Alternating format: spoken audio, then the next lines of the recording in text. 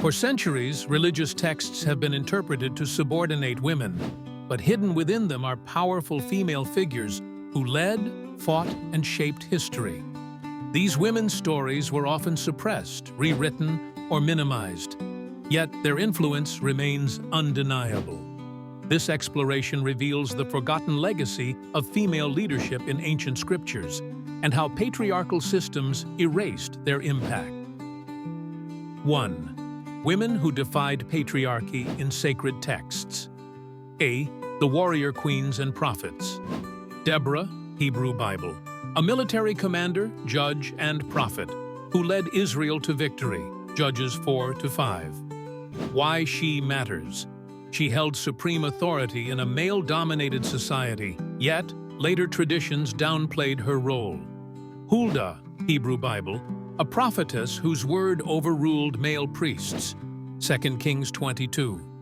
Suppression. Unlike male prophets, her legacy was buried. Jeremiah, a man, became the major voice. Jael, Hebrew Bible, assassinated an enemy general with a tent peg, securing Israel's victory. Judges 4. Erased heroism. Later rabbinic texts questioned her morality instead of celebrating her bravery. B. The priestesses and scholars. Miriam, Hebrew Bible, a prophetess and leader alongside Moses, yet later texts diminished her role after she challenged male authority. Numbers 12.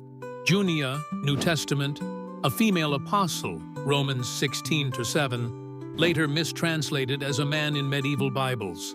Gargi and Maitreyi, Hindu Vedas, philosophers who debated male sages, yet Orthodox Hinduism later excluded women from Vedic study. C. The rebellious women Lilith, Jewish Midrash, Adam's first wife, who refused submission and was demonized. Mary Magdalene, Christianity, a prominent disciple, later recast as a prostitute despite no biblical evidence. Aisha, Islam, a scholar and military leader, but later hadiths focused more on her marriage than her intellect. 2. How patriarchy rewrote their stories. Textual manipulation, name changes, Junia, Junias in later Bibles. Omissions. Deborah's song of victory was preserved, but her political power was downplayed. Demonization. Lilith became a child-killing demon, Mary Magdalene a sinner. B. Institutional exclusion.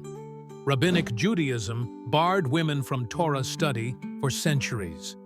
Christian church fathers, like Augustine, sidelined female disciples. Brahmanical Hinduism restricted women's access to sacred texts. C. Modern rediscovery. Feminist theology is re-examining these women's roles. Archaeology proves female leadership, e.g., priestesses in ancient Sumer. Progressive movements are reclaiming their legacies, e.g., Mary Magdalene as apostle, not prostitute. 3. Why this matters today. The erasure of female leaders in religion has had real-world consequences. Justified male dominance. If even Scripture excludes women, why should we include them? Limited women's spiritual authority, e.g., no female priests in Catholicism. Silenced feminist voices in religious reform. But the truth is resurfacing. Conclusion. Reclaiming women's sacred power. These women were leaders, warriors, and scholars, until patriarchy rewrote history. Now, their stories are being rediscovered, proving that religion was not always oppressive to women.